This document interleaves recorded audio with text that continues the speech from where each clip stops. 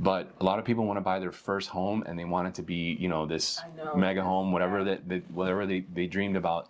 And usually it doesn't happen that way. The first home is usually it's got to be a starter home, and then you build some equity, sell that, or keep it, and then move on to the next house. But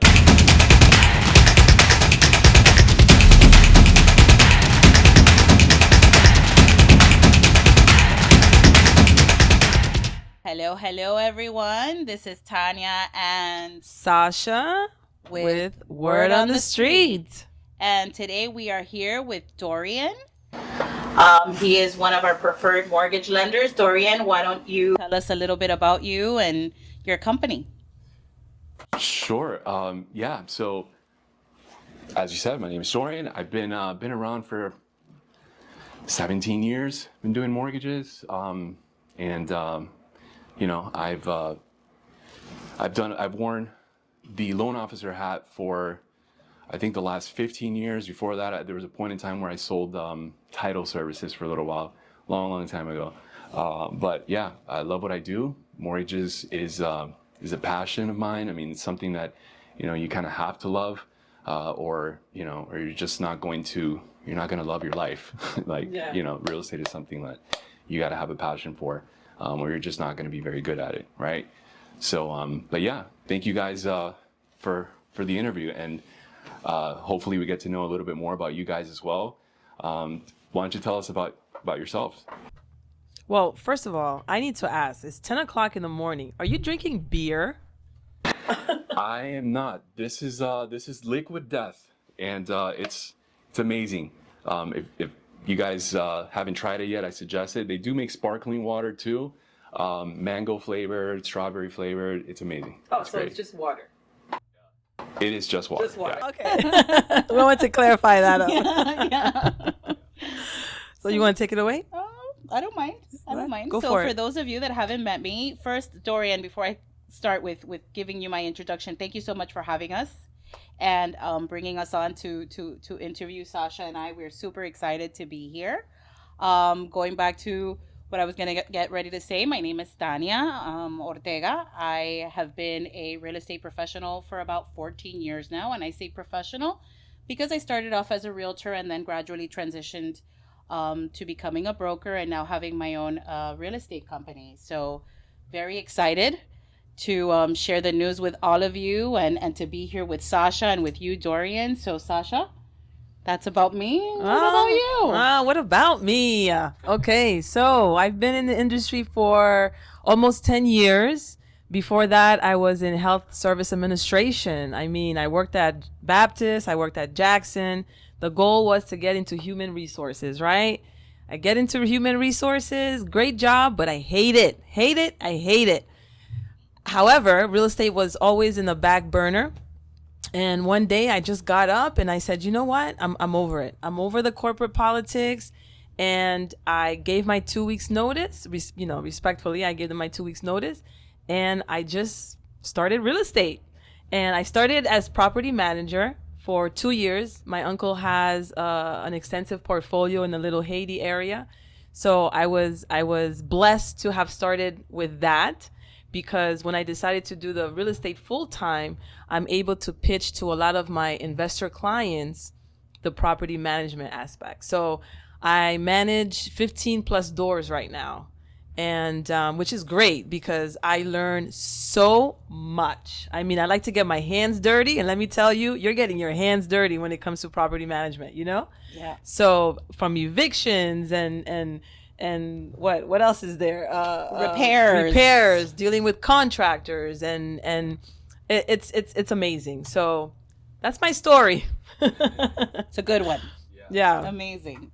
How about you, Tanya? How did you get started in real estate? Well, just like Sasha, or similarly to Sasha, I was a financial rep in the medical field. So I spent years, I want to say from my 20s to my early 30s in the medical field. And I decided that it was best for me to get myself into a career where I could be a mom, where I could be present. Because one of the things that, for me, for instance, I worked in the emergency room and there was no schedule of Monday through Friday, 9 to 5. And sometimes you had to work Christmas and sometimes you Yeah. had to work, 12 you hours, know, 16-hour shifts. yeah. I get that.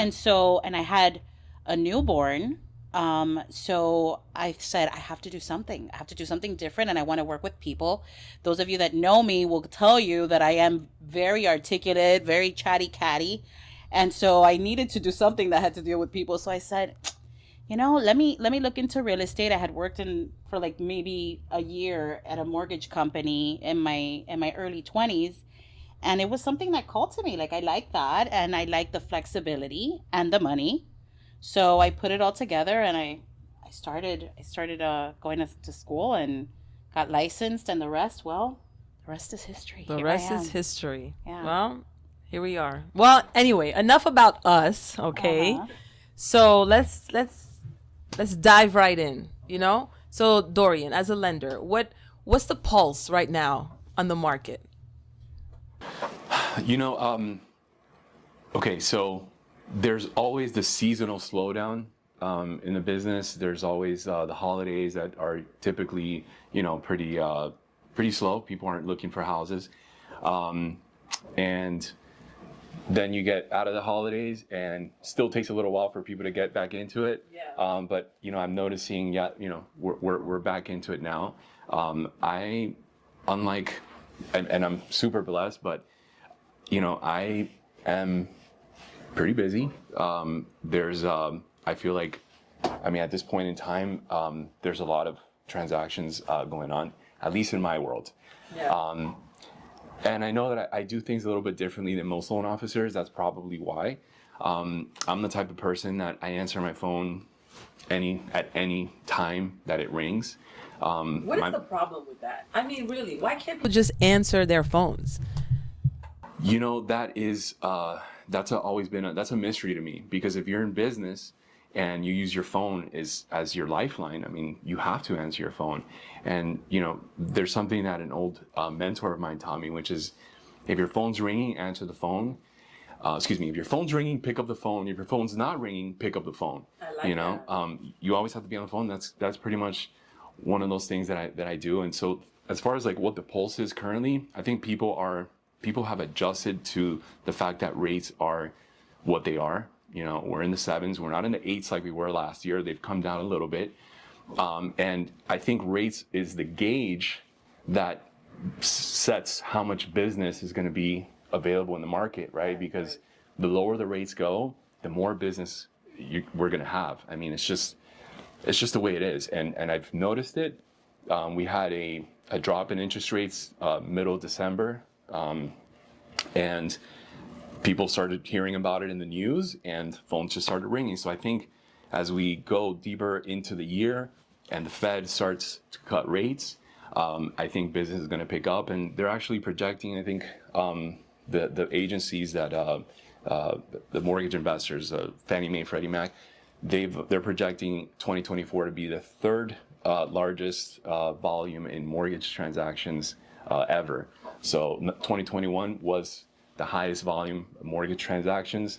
There was another year, I think it was 2022, and then this year was actually going to be the third year of the highest mortgage transactions. So it's not going to be a bad year. And just to chime in here for a moment, I'm curious when you say that about the increase in property values as a result of the reduction of interest rates and your ability to qualify buyers at these higher price points, considering that, to my knowledge, incomes have not increased at the speed, right, that property values have. So how are you as a lender, approaching this, and what are buyers out there being asked to do now in order to qualify? Yeah. If you're a W-2 borrower, your income is what your employer pays you. If you're salaried, that's what your income is. And you don't have a lot of options for what you can qualify for. But the majority of my business, actually, surprisingly, is actually self-employed people, self-employed borrowers, because they may not report all the income that they actually make to the IRS. So on paper, they may not be showing a lot of income, but I've delved into a type of loan called they're called non-QM or bank statement type loans. And I would tell you 90% of my business is bank statement type loans. These are self-employed people who have, they have good credit. They don't report a lot of income to the IRS, but they do generate a lot of revenue for their business, and we can use what they deposit into their accounts as income. And I mean, it's just basically, for me, it's been finding ways to get people approved. Now, one thing I always try to make sure of is that, yeah, I can get you the house, I can get you approved, but are you going to be comfortable with that payment? Because it's one thing for me to get you approved, but then it's another thing for once after you close, you're still gonna have to make that payment. Are you going to be comfortable with that? And yeah, payments are high, and sometimes when you tell people what they're going to pay, they may not be comfortable with it, but that's just something I've been making sure of. So, yeah. So I'm just going to play devil's advocate. Thank you for the explanation. But for those that really don't understand what a non-QM or bank statement loan is, do you mind elaborating? Yeah. So non-QM stands for non-qualified mortgage. And so it's the number one investor in mortgages right now in the United States. It's always been like, it's Fannie Mae, Freddie Mac. So non-QM basically means loans that don't fall within that credit requirement for those two investors. So this is not Meaning like my credit is not the greatest. Your credit may not be the greatest. That's one of those things. They require you have a 620 credit score. So if you don't have a 620 credit score, non-QM is an option. You may not have enough income on paper to show. That's something that the agencies require. Non-QM doesn't have that requirement. You can do your loan with a non-QM. It's a non-QM transaction. There's different things that fit under the non-QM box. Bank statement is not the only one. There's also debt service coverage ratio, Which is a DSCR. Yeah, which is DSCR. As long as the property can pay for itself as an investor or as an investment, that's the only requirement that you need to meet to be able to qualify. They don't even look at tax returns or bank statements. As long as the mortgage payment is equal to or less than the rent payment that you can receive on that property, that's all that the bank would require. So those are non-QM loans, and there's a lot of that business out there. Some of the loan officers who strictly focus on the FHA, the Fannie, the Freddie, the regular everyday stuff, those loan officers are struggling for sure, because they're just not, they don't have the options of finding other ways to get people qualified. So, So continuing to play devil's advocate. So I'm a first time buyer, okay? And I'm self-employed. I've only been working, my business has been open for a year and a half. Can I purchase a property at this point, or do I have to wait a certain time frame for my business to be open? You typically have to have your business has to be open for 2 years to be able to qualify as a self-employed borrower. Okay, That's the short answer. gotcha. There are situations where you can qualify with less than 2 years, but you have to have experience in that business as a W-2 employee prior to opening your own business. Oh, okay. Yeah. So again, just to make sure I understand. So let's say my background is healthcare, right? I was a W-2 employee at so-and-so hospital. Now I decided, all right, I'm going to leave this. I'm going to open up my own business selling Tylenol. I don't know. And I've only been in business for a year and a half. So that would be a scenario as to I can purchase, right? Because my background was in medical. Now I opened up a medical business. Yeah. That's correct? That is correct. Gotcha. Yeah. So that's kind of in line with the question that I was going to ask you just a few minutes ago. Like, do you have kind of like a generic list of requirements for a non-QM loan? I don't. There isn't a list like that. Why? Because there's, at least 50 lenders, 50 banks that do non-QM loans, and all of them have different requirements. Even within the same bank, there are different types of bank statement loans that all of them have different requirements, different interest rates. So, the banks have gotten really creative, and it's not like it was, in 06, 07, 08. It's not like that. you still have to show that you have the ability to repay. That's a requirement, a federal requirement. You have to show that you can repay the mortgage.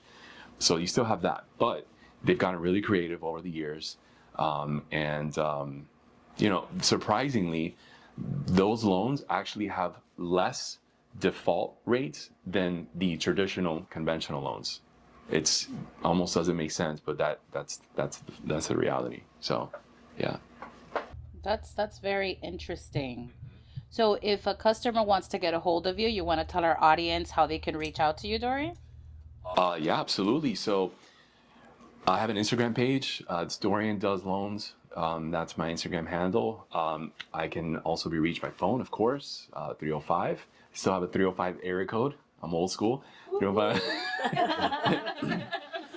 610 1653. And then, yeah, I mean, I can be reached on any of those methods, and I'm happy to help for sure. So before we wrap up, right? I know you're super busy, but before we wrap up, so I'm working with a first-time home buyer, okay? And he doesn't make a ton of money, right? He's a hardworking man, and he got qualified for an FHA, 5% down, $325,000, right? Now we all know right now the market to find a single family home, which is what he wants, right? Or a townhouse maybe. That's almost impossible, right? I don't want to call it impossible. Yeah, but it's not impossible, right? It's not impossible. So we know that during that price range of 325, you can most of them are going to be condos. Right? It's fair to say, right? Most of them are going to be condos. Now, I'm more about educating viewers. I'm more about educating people. Can you explain as to why this particular buyer would not be able to purchase a condo with an FHA loan and 5%? Okay, no. So it's not that they can't, right?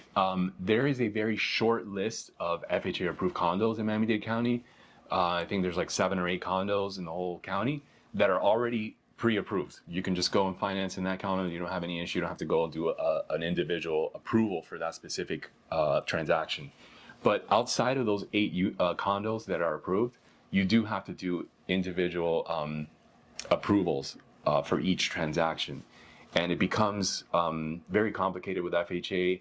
They have requirements that go above and beyond what the regular conventional loan would require, and one of those requirements is insurance related. The FHA requires them the insurance to cover, I think it's crime and fidelity bond coverage that's equal to like twice the amount of money they have in their reserve account. I mean, it's a requirement that, I mean, I still haven't done an FHA spot approval, because nobody can meet that requirement. It's really tough to meet the requirements of FHA. And on top of that, the transaction takes a lot longer because it's not something that the bank will review. It's something that FHA reviews directly. And then you have to get the condo questionnaire first so that the FHA can assign a case number so that then you can order an appraisal. I mean, the process is not pleasant. Right. And most of the time it ends up not working out. Right. So a lot of lenders end up not wanting to even attempt to do it because it's almost like a waste of time.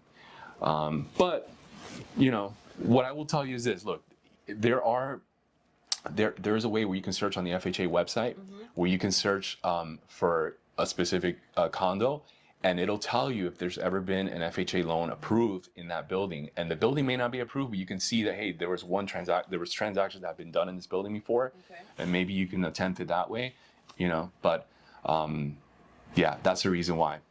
Yeah. So what advice would you give? What advice would you give somebody in that situation where, yes, you do give them the list of approved FHA condos, right?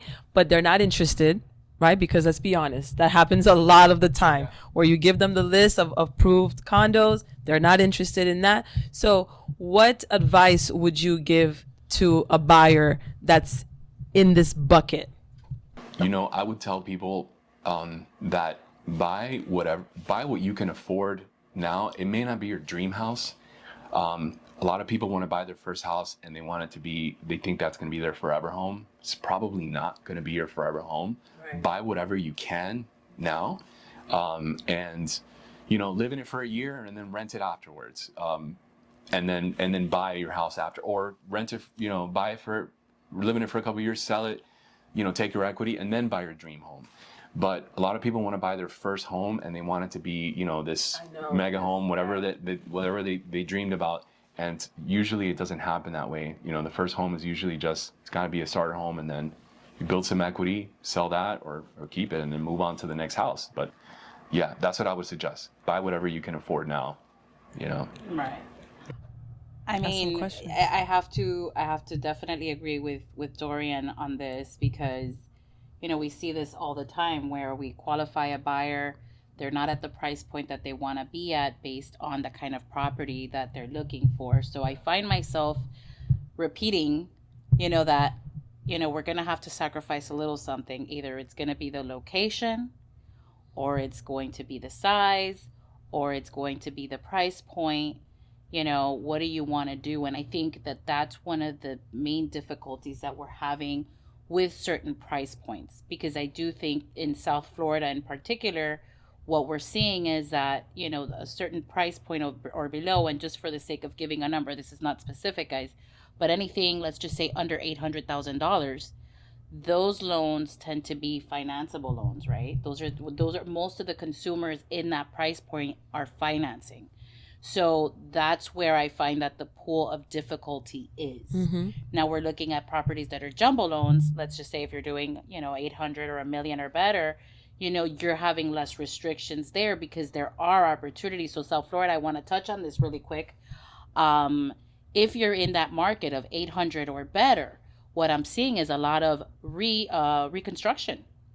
So if you go up and down Pinecrest, for instance, you're seeing that a lot of the older properties are now being torn down and rebuilt. Yes. So there's an opportunity for you guys that are in that market. I think the issue is the lack of inventory, because right now, as of yesterday, that the Miami market report from the Miami Association of Realtors came out, the median price for a single family home is $630,000. We're at about 4.5 months of inventory. So we're still not quite at that balanced market when it comes to that price point that we're talking to. And even with townhomes and condos, they have a stable market, but they're looking at 450. Yeah. Somebody at 325 is just not going to find something in South Florida unless they go to an opportunity zone, which there are programs out there for buyers that are looking to buy in opportunity zones, and there is government assistance available through Florida Housing, which I would love to get into, but that's another show for us. I just wanted to kind of follow up with what Dorian is saying and say, hey, I agree with you. We're looking at these issues, and the way that we're looking at them is also helping us sort of determine who we can help immediately, and who may need to sort of process what it is that they're going to do, because the choices, these difficult choices, are happening more so at those price points that are below $800,000. Yeah. So thank you so much for sharing that insightful info with us, and I hope you all took some good notes here for the show today. Course. Well, you know what? Before we wrap up, I love to play devil's advocate, because again, I love to educate our viewers, right? Absolutely. So I'm glad you touched up on something. Opportunity zone. Yeah. Opportunity zone. Now, what does that even mean? What does that mean? Well, there are certain areas within the state, because this isn't just in Miami. There are opportunity zones all over where the state wants to help grow and develop. Okay. They're usually, for example, like in Miami-Dade, you have Little Haiti, Carroll City, Liberty City.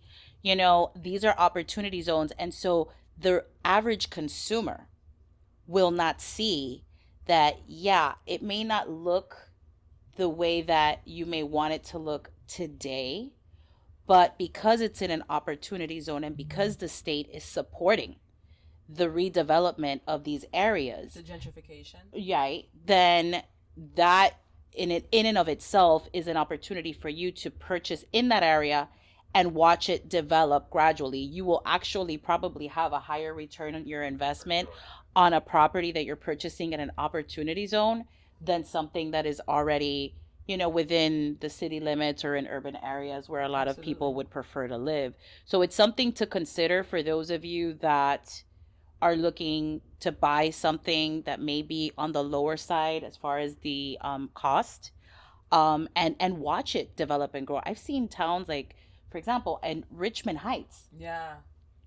Richmond Heights has a lot of old homes, but I've been watching how much the area has grown, how the new homeowners have invested money into these properties, and they're looking really nice. Yeah.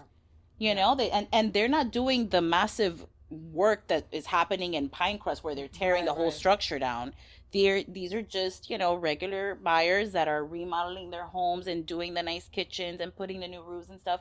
And the house looks great and it does go up in value. So that wasn't considered an opportunity zone. That was just happening organically because of the affordability of Richmond Heights as opposed to, let's just say, West Kendall, where everything is newer.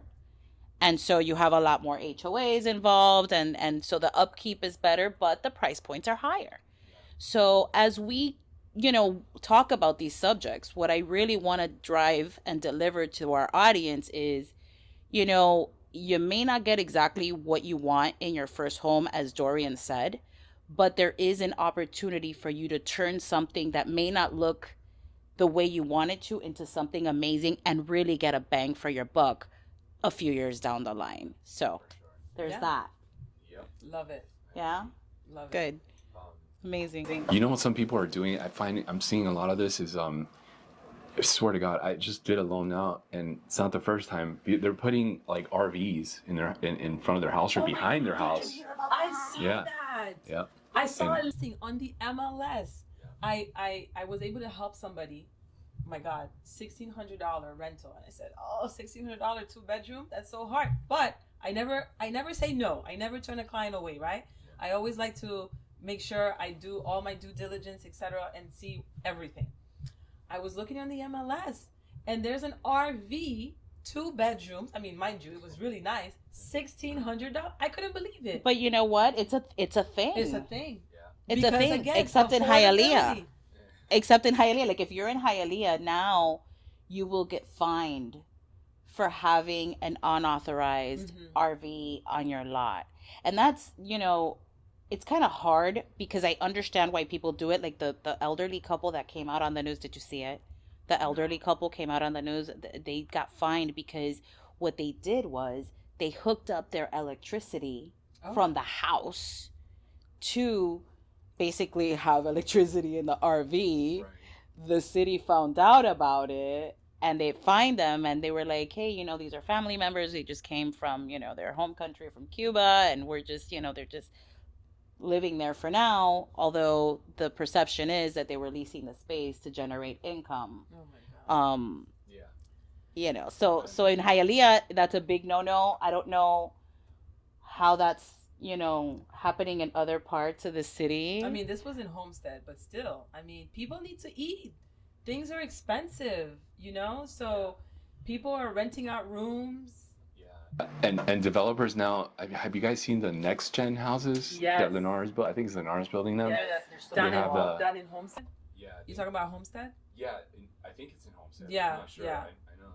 Yeah. They're building houses that have the in-law quarters already. It's a separate. Yeah. That's a popular thing now.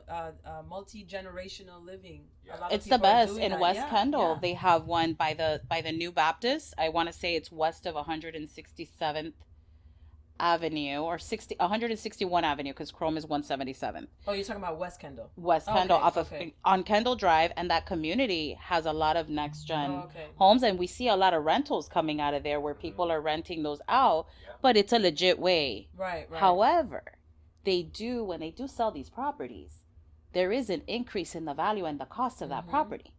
So depends on when you're buying, really, seeing if you could get a return on your investment, because you are paying in essence for, you know, two houses basically with the next gen. So you're looking at that price point over there for a single family with the next gen on it. You're looking at 650, 700 or better, depending on the way that it's been kept and stuff.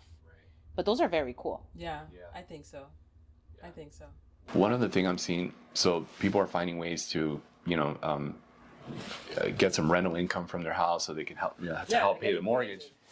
And then when that doesn't work, I'm seeing a lot of people moving out of Miami, moving out to, Lehigh Acres, Naples area, where you get brand new construction for 400,000 with, seller paid closing costs. I mean, it's pretty cool what's going on over there, but I don't know if I would live over there. But the taxes are cheaper. Yeah. I moved 2 families, and I love relocating people. I've told you this. She does. That's her jam. I love it. I literally I pack myself up with the kids, and I leave on a Friday, and I'm gone for the weekend, and I'm working in different parts of the state, and it is so fun because you see what's going on over there. But the point I'm trying to make is the property taxes are a lot of the times less than $4,000.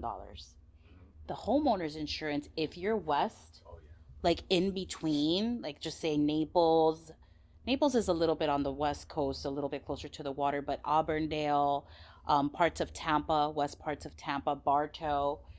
I've done a couple of deals over there where I've relocated people that have made, they've sold their properties here. They've made a decent return on investment. And this works great for the elderly, especially because they've lived in their properties for, several years, and now they're retired and they want to start saving money because their insurance here is going up or what have you. And there are medical centers that the rest of the state is catching up with Miami, you guys. Like, they have everything. It may not be just a Wynwood or a Bayside. They're not there yet. But for somebody that's looking to kind of quiet down, retirement people, or even kids going to college, parents are buying these homes for their kids, and they're making a decent return on investment because then they roommate the kids, the rest of the house for their kid. And so that's how the mortgage pays itself, and it's cheaper. And the banks usually don't mind loaning for that kind of buyer. I would love to hear more about that because I have a lot of buyers looking to purchase investment properties in other parts of the state. So that's a topic that I would definitely love to hear about.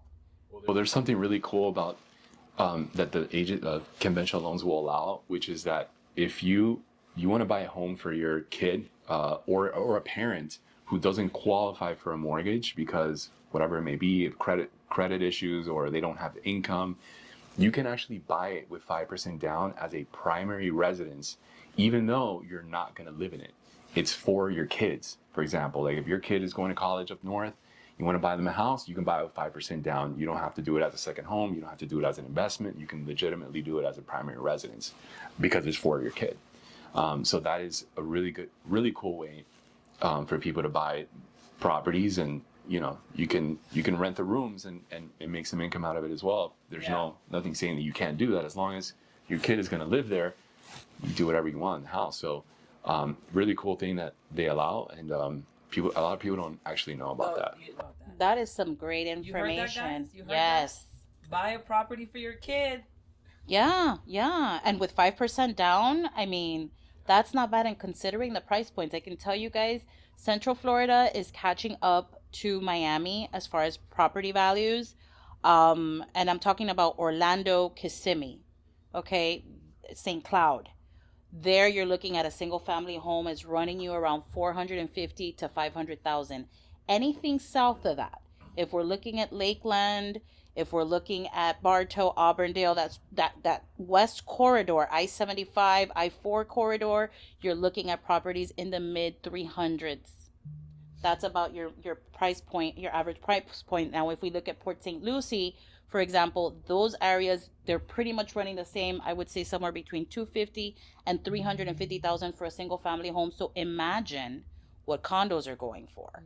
And the good thing about over there is that the condo market tends to be a little more stable. I don't know why in Miami we're a little bit more chaotic. Maybe it's because our insurance rates are higher, and so there's a lot more risk involved with condos in Miami. But if you start going up and down I-95, you can find 55 and older communities for under $200,000. which is a huge plus for our elderly. And for some reason, they're not as restrictive as far as like getting the financing for them. They tend to be stable as far as, you know, like the actual financials of those buildings. So that's something else that our community can take a look at. But again, anything north of West Palm Beach, between, let's just say, north of West Palm Beach, Daytona, parts of Cocoa Beach, you're looking at around those price points. Obviously, there's also luxury. There's the luxury market that obviously is there for everybody, and it's all going to be dependent on what you're looking for. If you're looking for more of a luxury waterfront type property, the Keys. The Keys is definitely making a huge turnaround too. They're making some changes, and I know that FEMA is remapping a lot of properties over there. So the Keys is actually going through their own changes. Now property values there have gone up exponentially, for sure. But if you're looking at waterfront luxury, the Keys is definitely somewhere to take a look at. And the rentability is there because there is less availability as far as beach access. So Airbnb, huge. Yeah, huge. Huge in the Keys. You just got to make sure you're working with the right person that knows how to find out if there's any restrictions and stuff like that. But yeah, so that's my report on values. We can go further north up the state, but I'd have to get back to you in another episode for that. Yes, another episode. Yes. All right. Well, thank you, Dorian. Thank you guys. Thank you for your time. Thank you guys for coming. Yeah, you guys have been great. Thanks. So we wrapped up another episode of Word on the Street. See you guys. Bye.